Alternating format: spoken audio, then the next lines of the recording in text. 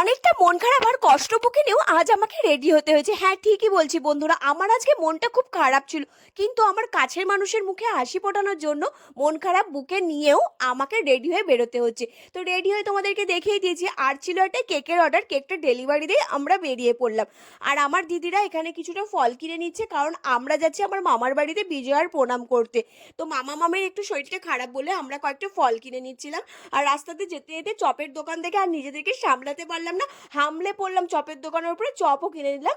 আর চপের সাথে সাথে নিচ্ছি একটু মিষ্টি কিনে, কারণ বিজয় দশমী বলে কথা, মিষ্টি না হলে কি হয় বলো? মিষ্টি ছাড়া বিজয় দশমী কিন্তু একদম চলে না। সবাই আমার সাথে সাপোর্ট করো, মিষ্টি চাই মিষ্টি চাই বিজয় দশমীতে।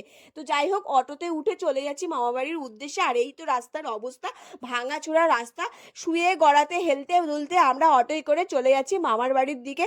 তো হেলাধুলা ধাক্কাধাক্কি খাওয়ার পরেও চলে গেলাম মামার বাড়ি, রাস্তায় কিন্তু পড়ে যায়নি। তো এগুলো হচ্ছে আমার মামা বাড়ির সামনে সব দোকান, আমার মামাদের দোকান। সবাইকে হাই হ্যালো করতে করতে মামা বাড়ি ঢুকে গেলাম।